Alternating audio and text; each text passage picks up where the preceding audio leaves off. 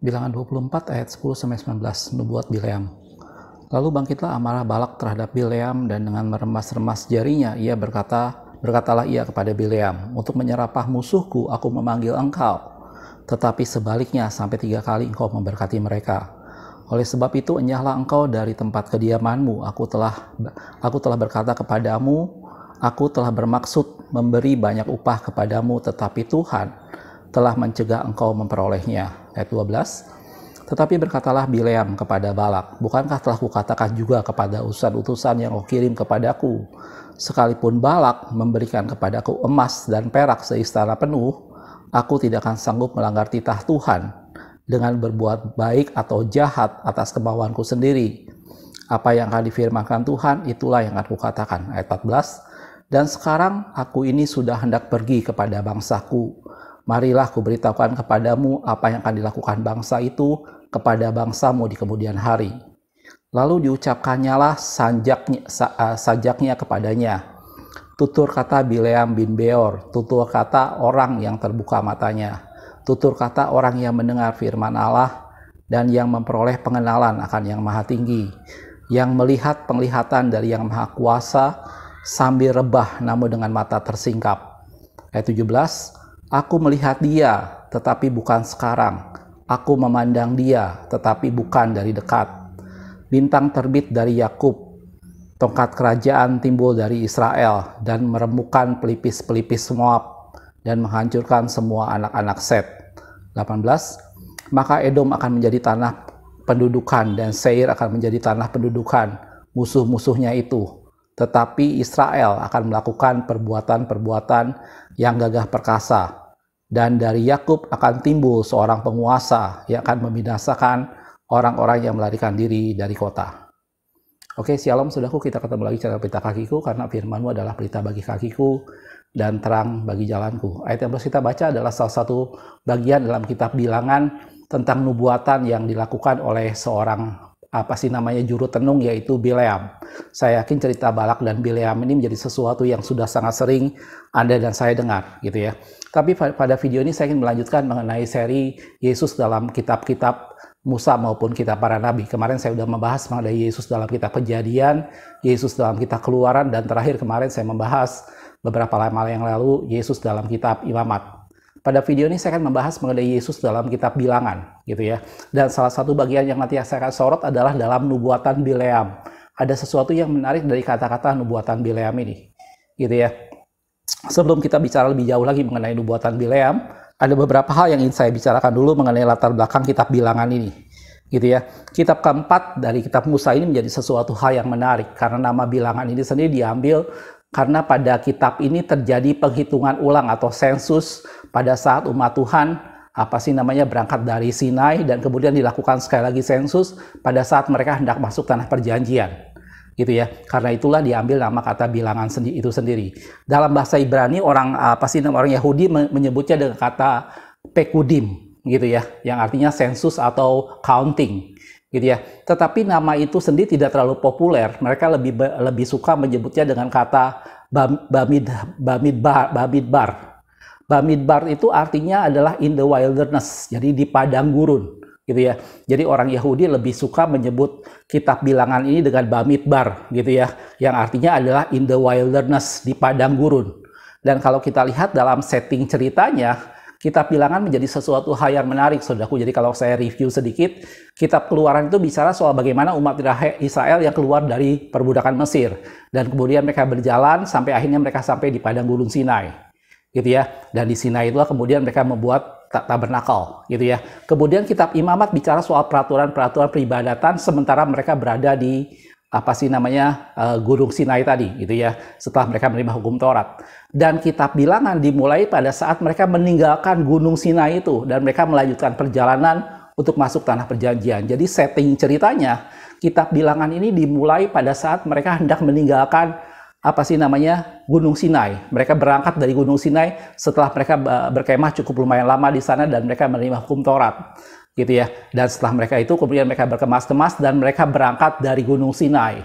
Dan sebelum berangkat dilakukanlah sensus pertama kali, gitu ya. Dan kemudian umat Tuhan berangkat, dan itulah perjalanan 40 tahun yang dimulai dalam firman Tuhan. Jadi kitab Bilangan menjadi sesuatu hal memang yang digambarkan, boleh dibilang sepanjang perjalanan mereka selama 40 tahun, itu semua tertulis dalam kitab Bilangan. Karena itu sering orang Yahudi menyebutnya dengan Bamidbar tadi, di in the wilderness, karena kehidupan mereka, kitab Bilangan sebagian besar menuliskan kejadian kehidupan mereka selama mereka ada di padang gurun setelah mereka berangkat dari Gurun Sinai, gitu ya. Dan tadi saya sudah bilang perhitungan pertama dimulai sejak pada waktu mereka berangkat. Musa menyuruh untuk menghitung ulang umat Israel, gitu ya. Dan nanti perhitungan yang kedua ada di Bilangan pasal 20 sekian, itu di sana mulai dihitung ulang kembali untuk mereka berangkat masuk ke tanah perjanjian dari Yeriko, menyeberang Yeriko pada waktu itu, gitu ya. Mereka setelah dari Moab kemudian mereka dihitung ulang. Jadi ada 2 kali penghitungan di sana.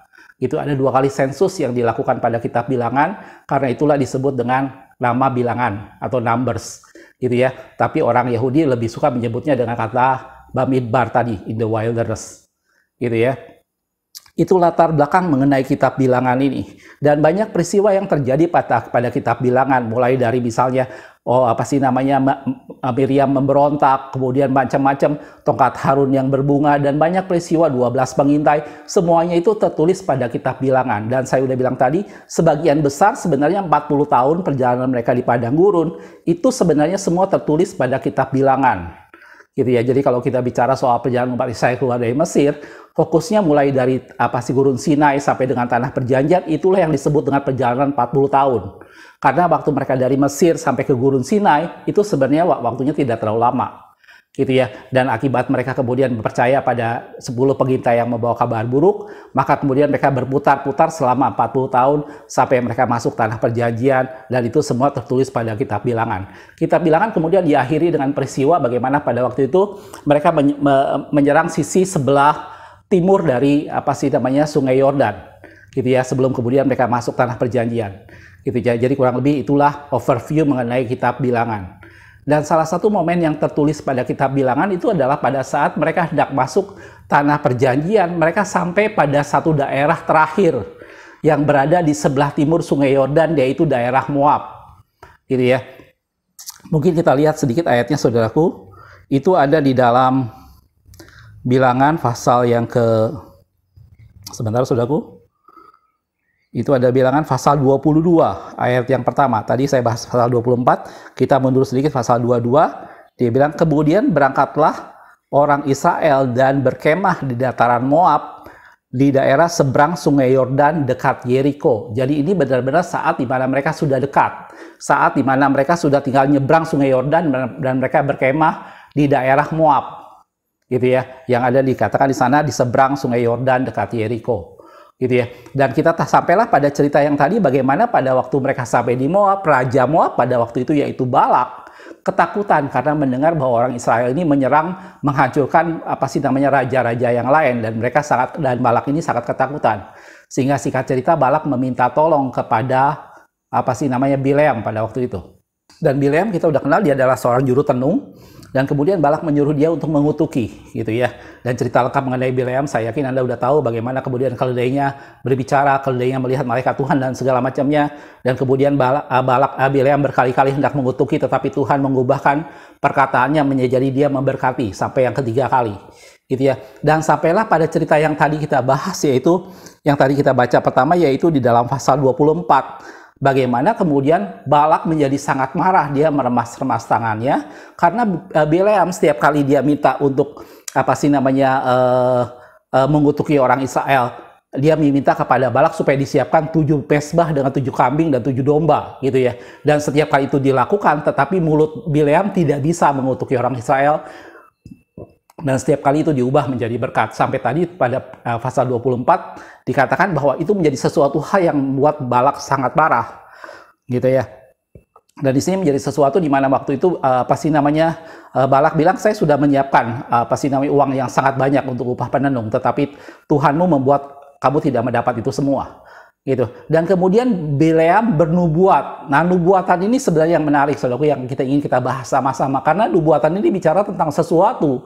Bagaimana digambarkan bahwa Bileam pada waktu itu adalah seorang yang matanya terbuka, seorang yang rebah tetapi dengan mata yang terbuka, dan dia melihat segala sesuatu tentang siapa pribadi yang melindungi umat Tuhan pada waktu itu, yang membuat dia tidak bisa mengutuki itu semua.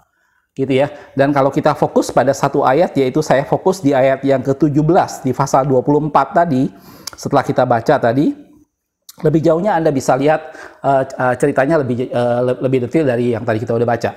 Di pasal 24 saya fokus ke ayat 17, dikatakan, "Aku melihat dia, tetapi bukan sekarang. Aku memandang dia, tetapi bukan dari dekat." Ini menjadi satu ungkapan bagaimana kemudian Bileam pada waktu itu bernubuat tentang orang-orang Israel, dan dia menggambarkan bahwa dia tidak hanya sekedar bernubuat, tetapi digambarkan dia juga mendapat penglihatan. Dia seorang yang rebah tetapi dengan mata yang terbuka, dikatakan seperti itu. Dan dia bilang, "Aku melihat dia tetapi bukan sekarang." Ini sesuatu di mana dia melihat satu pribadi yang kemudian ada di masa depan. Dia bilang, "Aku memandang dia, tetapi karena dia seorang penenung, maka dia tidak bisa memandang dari dekat, bukan dari dekat," dia bilang. Gitu ya. Nah, ciri-ciri pribadi yang digambarkan oleh Bileam ini ada 4 dalam pasal 24 ayat 17 tadi. Yang pertama adalah dia bintang terbit dari Yakub, dan yang kedua adalah tongkat kerajaan timbul dari Israel, dan yang ketiga dia meremukan pelipis Moab, dan yang keempat dia menghancurkan semua anak Set. Gitu ya. Dan kemudian lanjutannya kita lihat bahwa dari Yakub akan muncul seorang penguasa dan segala macam yang tadi kita baca, gitu ya. Saya hanya fokus di ayat yang ke-17 di pasal 24 dari bilangan ini, gitu ya. Dan ini menggambarkan tentang pribadi Yesus yang dilihat oleh Bileam pada waktu itu. Ciri yang pertama di sana dikatakan dia bintang yang terbit dari Yakub, gitu ya. Nah, ini menjadi sesuatu hal yang menarik, saudara. Karena kalau kita tahu dalam firman Tuhan pada waktu Yesus lahir, kemudian ada bintang yang dikatakan dalam firman Tuhan, orang Majus melihatnya itu dari timur, dan digambarkan bahwa aku telah melihat bintangnya di timur, gitu ya. Dan bintang menjadi sesuatu hal di mana itu menerangi perjalanan orang pada waktu malam, pada waktu gelap, pada waktu malam, di mana orang biasanya dituntun kalau siang hari ada sinar matahari, maka pada malam hari itu dituntun oleh sinar dari bintang. Dan itu digambarkan bahwa ciri yang pertama bahwa aku melihat dia tapi bukan sekarang. Aku melihat dia tetapi bukan dari dekat. Dan dia adalah bintang yang terbit dari Yakub. Gitu ya. Kalau kita lihat dalam Wahyu 22 ayat 16 dikatakan, "Aku Yesus telah mengutus malaikatku untuk memberi kesaksian tentang semuanya ini kepadamu bagi jemaat-jemaat. Aku adalah Tunas, yaitu keturunan Daud, bintang timur yang gilang gemilang." Gitu ya. Dan ini digambarkan tadi saya sudah bilang pada saat kelahiran Yesus, orang Majus berkata bahwa aku telah melihat bintangnya di timur. Dan dalam Wahyu tadi digambarkan bahwa aku adalah keturunan Daud, Yesus bilang, dan bintang timur yang gilang gemilang. Dan ini menggambarkan sebagai satu pribadi yang membawa terang kepada dunia, dan itulah pribadi bintang yang terbit dari Yakub. Gitu ya. Dan Yesus katakan bahwa aku adalah terang dunia. Gitu ya. Barang siapa berjalan dalam aku, maka dia tidak akan berjalan di dalam kegelapan, melainkan dia berjalan di dalam terang, yaitu kehidupan. Gitu ya. Dalam Yohanes 8 ayat 12 dikatakan, "Maka Yesus berkata pula kepada orang banyak, katanya, akulah terang dunia. Barang siapa mengikut aku, dia tidak akan berjalan dalam kegelapan, melainkan ia akan mempunyai terang hidup." Itu yang pertama yang digambarkan oleh Bileam. Itu adalah terang bintang yang terbit dari Yakub. Oke. Ciri yang kedua yang digambarkan oleh Bileam, dia adalah aku telah melihat tetapi bukan sekarang. Aku telah melihat tetapi dari jauh. Dan ciri yang kedua digambarkan bahwa tongkat kerajaan timbul dari Israel. Tadi saya sudah bilang ada 4 ciri yang digambarkan oleh Bileam. Gitu ya. Dan ciri yang kedua adalah tongkat kerajaan timbul dari Israel. Dan kalau kita lihat dalam firman Tuhan, ini seakan-akan sepertinya menggambarkan pada satu kerajaan yang berkuasa pada Israel beberapa lama kemudian setelah itu, yang tidak lain adalah kerajaan Daud. Gitu ya. Tetapi tentunya itu tidak berkenaan dengan hanya pada Daud, tetapi juga pada keturunannya. Gitu ya. Dan memang Allah berjanji bahwa tongkat kerajaan tidak pernah lepas dari keturunan Daud. Tetapi jangan lupa saudaraku, kerajaan dari Daud yang dikukuhkan buat selama-lamanya, dan tongkat kerajaan tidak pernah berpindah dari tangannya, itu adalah pribadi yang namanya Yesus Tuhan kita. Gitu ya. Dalam Ibrani 1 ayat 8 dikatakan, tetapi tentang anak, tentang Yesus, ia berkata, tahtamu ya Allah tetap untuk seterusnya dan selamanya. Dan tongkat kerajaanmu adalah tongkat kebenaran. Itu ciri yang kedua yang digambarkan oleh Bileam, yaitu tongkat kerajaan timbul dari Israel. Ciri yang ketiga yang biasanya orang mulai tidak singgung, karena biasanya ini menjadi sesuatu hal yang dua ciri yang pertama sudah menunjukkan bahwa itu adalah pribadi Yesus, dia adalah bintang yang terbit dari Yakub dan tongkat kerajaan dari Israel. Tetapi ciri ketiga dan keempat itu justru semakin mengukuhkan. Ciri yang ketiga yang disampaikan oleh Bileam adalah dikatakan di sana dalam firman Tuhan dalam Bilangan 24 tadi ayat 17, kita hanya fokus di satu ayat ini aja saudaraku. Bilangan 24 ayat 17 tadi dikatakan ciri yang ketiga adalah dan dia meremukkan pelipis Moab. Jadi selain dia adalah bintang yang terbit dari Yakub, dia adalah tongkat kerajaan yang timbul dari Israel dan dia meremukkan pelipis Moab. Kata pelipis ini dalam bahasa asingnya sebenarnya bukan berarti berhubungan dengan bagian dari dahi gitu ya, tetapi itu lebih banyak bicara soal sesuatu hal yang berhubungan dengan penjuru kota Moab gitu ya. Jadi digambarkan itu smite in the corner, jadi dia menghancurkan, meremukkan penjuru Moab. Biasanya kalau satu kota pada zaman itu saudaraku, kota itu ditutupi dengan benteng yang melingkar, dan di penjuru-penjurunya itu biasanya ada menara-menara jaga, dan itu menjadi pusat mereka berpatroli di sana gitu ya. Jadi penjuru-penjuru ini bicara soal sesuatu hal yang sangat penting, yang sangat krusial, sesuatu hal yang menjadi pertahanan kota Moab gitu ya. Dan kalau kita lihat dalam firman Tuhan, kenapa ini digambarkan kota Moab, saudaraku? Moab kita tahu bahwa itu adalah keturunan dari Lot gitu ya. Dan tadi saya udah lihat, kita sama-sama udah lihat bahwa Moab itu menjadi kota terakhir, menjadi kawasan terakhir umat Tuhan untuk masuk tanah perjanjian gitu ya.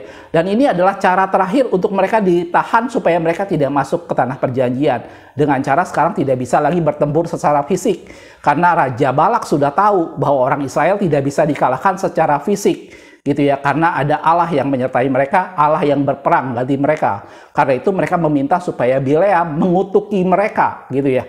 Tetapi itu pun tidak bisa gitu ya. Jadi Moab di sini menggambarkan menjadi sesuatu hal di mana itu adalah usaha-usaha terakhir untuk menahan umat Tuhan masuk tanah perjanjian. Dan pribadi yang ini digambarkan sebagai satu pribadi yang meremukkan, menghancurkan pelipis Moab. Dia menghancurkan benteng-benteng pertahanan, dia menghancurkan usaha terakhir yang dilakukan oleh satu golongan tertentu untuk menahan seseorang masuk tanah perjanjian.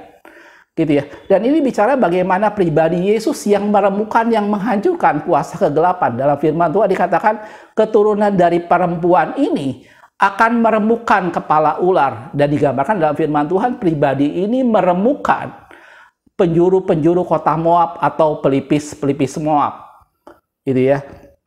Kalau kita lihat dalam firman Tuhan di dalam Kolose 2 ayat 15 dikatakan, ia telah melucuti pemerintah-pemerintah dan penguasa-penguasa dan jadikan mereka tontonan umum dalam kemenangannya atas mereka gitu ya. Jadi ini pribadi Yesus yang mengalahkan kuasa-kuasa kegelapan gitu ya. Pribadi Yesus yang melucuti segala pemerintahan, segala sesuatu yang iblis coba lakukan untuk membawa kita tidak bisa masuk tanah perjanjian. Segala cara dilakukan, segala upaya dilakukan untuk menahan umat Tuhan masuk tanah perjanjian, untuk diseret menjauh daripada hadirat Tuhan. Dan itu dikalahkan oleh satu pribadi yang meremukkan pelipis Moab. Dia meremukkan, menghancurkan setiap penjuru-penjuru yang menjadi benteng pertahanan untuk supaya bisa menahan umat Tuhan tidak masuk dalam tanah perjanjian. Gitu ya. Dan seperti halnya dia meremukkan kepala ular, seperti itulah dia menghancurkan pelipis Moab. Dan itu digambarkan Moab adalah usaha terakhir yang dilakukan oleh bangsa-bangsa pada waktu itu untuk menahan umat Tuhan masuk tanah perjanjian.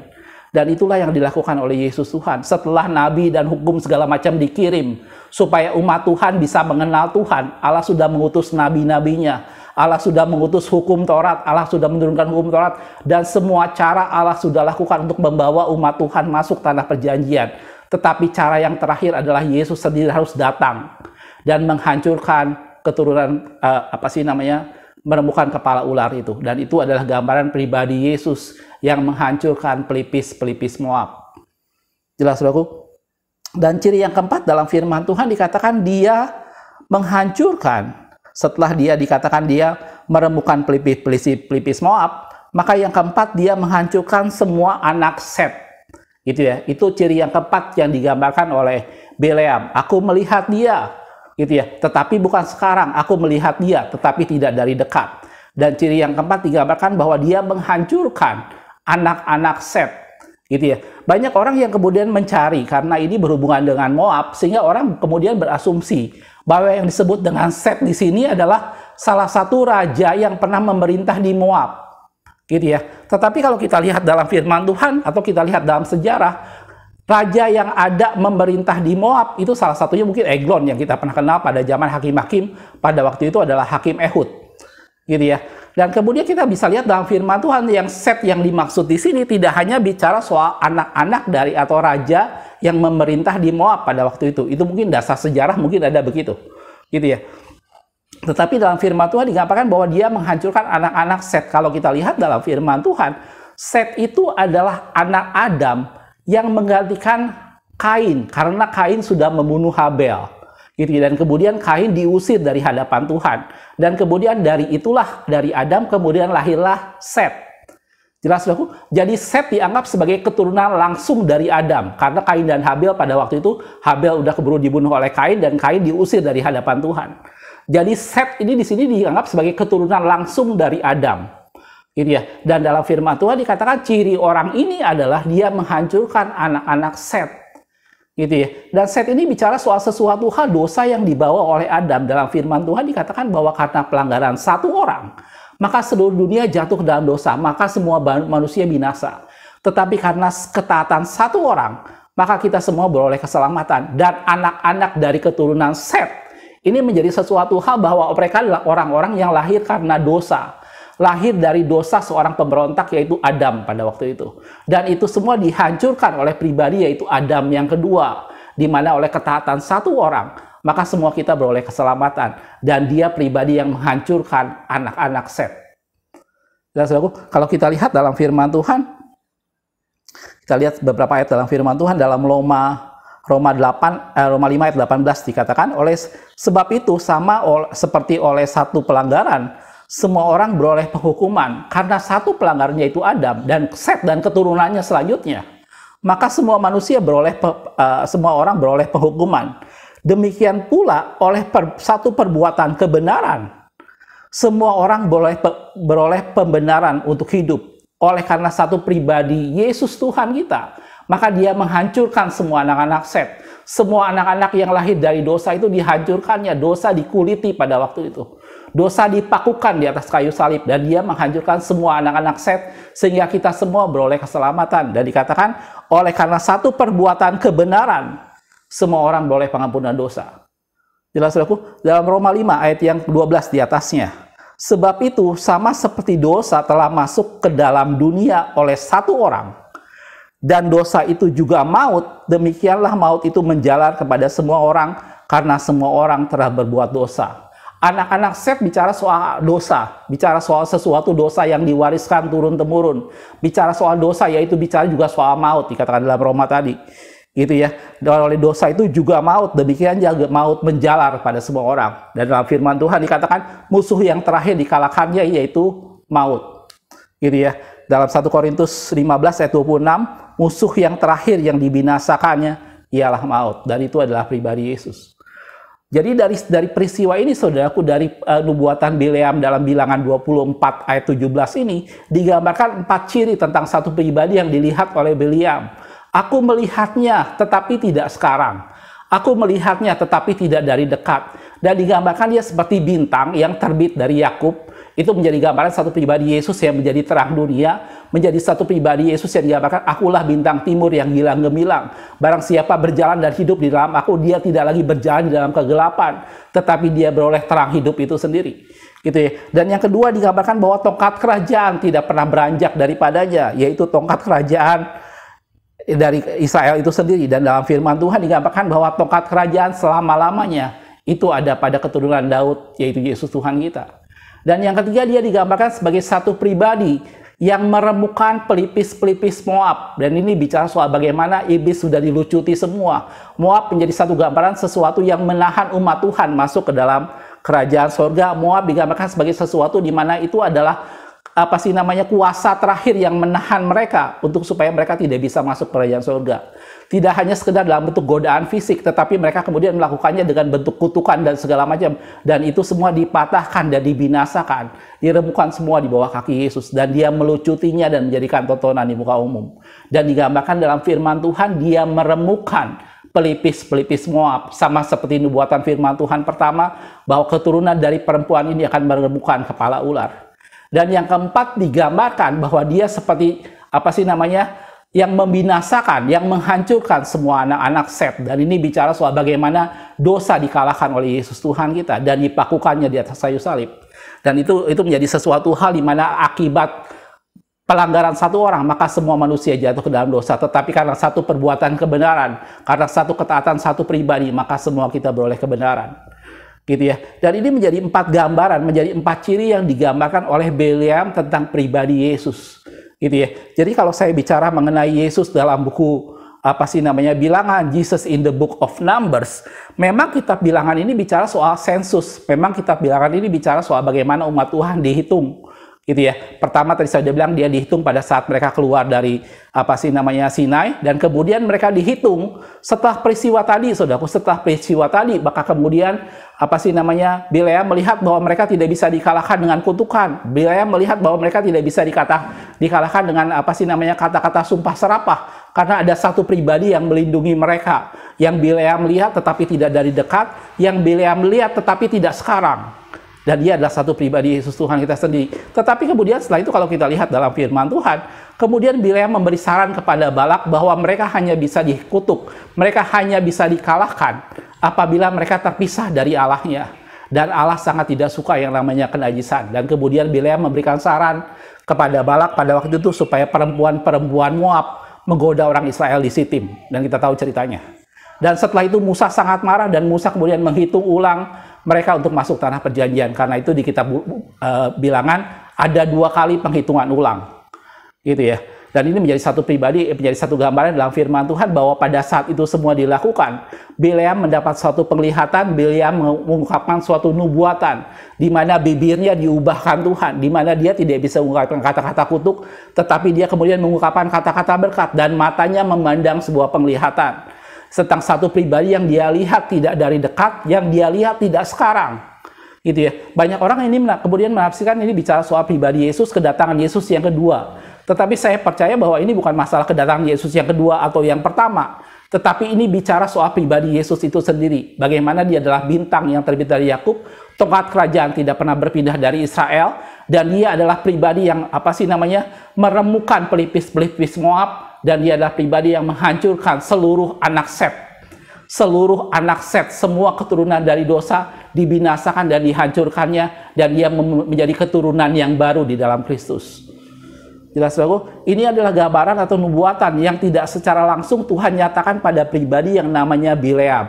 Dia seorang juru tenung, saudaraku, tetapi Tuhan menyatakan pada dia untuk menjadi satu gambaran bahwa seperti itulah pribadi yang melindungi Israel pada waktu itu, yang membuat mereka tidak bisa dikutuki pada waktu itu.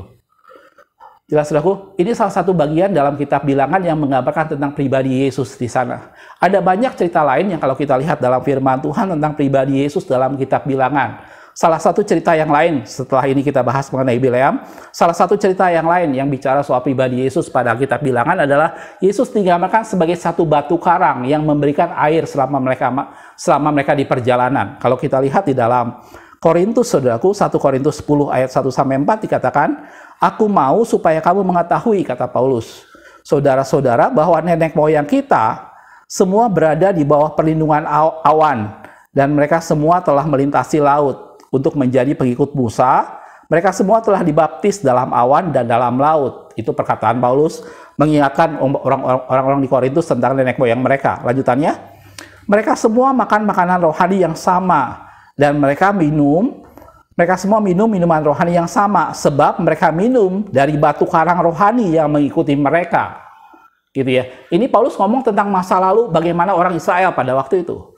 Mereka makan makanan rohani yang sama, yaitu mana? Mereka minum dari minuman rohani yang sama, yaitu batu karang yang mengikuti mereka, dikatakan. Dan lanjutannya, dan batu karang itu ialah Kristus. Jelas di sana Paulus menggambarkan bahwa batu karang itu adalah Kristus. Itulah yang memberi mereka minum selama di padang belantara. Jelas saudaraku, jadi kalau Anda lihat dalam kitab Bilangan, misalnya kita bisa lihat dalam Bilangan 20, itu bagaimana mereka kemudian kehausan dan kemudian air keluar dari batu, dan digambarkan dalam Korintus tadi bahwa batu itu adalah pribadi Yesus itu sendiri.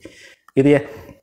Contoh yang lain dalam kitab Bilangan adalah pada waktu peristiwa kemudian ular tembaga, yang saya yakin saya pernah buat salah satu video tentang Nehustan ini. Bagaimana umat Tuhan kemudian bersungut-sungut dan kemudian Allah membiarkan ular tembaga membagut mereka sampai mati. Gitu ya.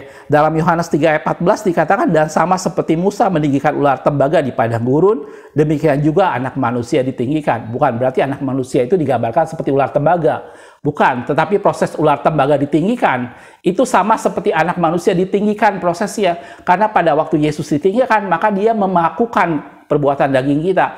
Pada saat Yesus ditinggikan, maka dosa-dosa kita ikut disalibkan di sana. Maka itu sebabnya digambarkan seperti ular tembaga. Barang siapa memandang ular itu, maka dia tidak akan mati. Gitu ya. Lebih banyak cerita tentang ular tembaga ini saya pernah bahas di video sendiri, yaitu Nehustan. Jelas aku? Kurang lebih itulah 3 peristiwa yang tercatat dalam kitab Bilangan tentang pribadi Yesus. Di sini saya fokus ke Bilangan 24 ayat 17 tentang nubuatan daripada Bileam tadi. Jelas saudaraku, masih banyak cerita lain dalam firman Tuhan dalam Bilangan tentang pribadi Yesus yang tadi saya sudah coba gambarkan mengenai batu karang dan juga mengenai ular tedung yang ditinggikan. Jelas, mudah-mudahan ini bisa menginspirasi kita, membuat kita semakin kenal bahwa Yesus ada dalam sebuah kitab perjanjian lama dan dia semua ada dalam kitab Musa, dan dia adalah pribadi yang menjadi terang dunia yang menerangi Anda dan saya. Bersama dengan dia kita akan sampai pada keselamatan. Tidak ada keselamatan lain di bawah kolong langit ini selain di dalam nama Yesus, karena dia adalah bintang yang terbit dari Yakub. Gitu ya. Di dalam dia tidak ada kegelapan menyingkir karena dia bintang yang menerangi kita semua. Dan Yesus katakan bahwa akulah bintang yang gilang gemilang. Gitu ya. Dan yang kedua digambarkan bahwa dia adalah sebagai satu pribadi di mana tongkat kerajaan tidak akan berpindah. Memang Allah berjanji kepada Daud bahwa seluruh keturunan Daud tongkat kerajaan tidak berpindah, tetapi tongkat kerajaan yang tetap ada buat selama-lamanya itu hanya dipegang pada pribadi Yesus yang berkuasa atas segala sesuatu, dan dia adalah raja di atas segala raja. Gitu ya. Dan ketiga digambarkan bahwa dia menghancurkan pelipis-pelipis Moab, dia meremukkan pelipis-pelipis Moab. Kuasa kegelapan dilucuti, dan dia adalah satu pribadi Yesus yang mengalahkan maut dan menjadikan itu menjadi semua tontonan di muka umum. Dan yang keempat, dia menghancurkan semua anak-anak Set, yaitu keturunan dari dosa. Yesus mengalahkan dosa dan dia membiarkan dosa ditanggung olehnya supaya Anda dan saya dibebaskan dari dosa. Jelas aku? Mudah-mudahan video ini bisa menginspirasi kita semua. Makasih sudah menonton. Sampai ketemu di video berikutnya. Tuhan Yesus memberkati.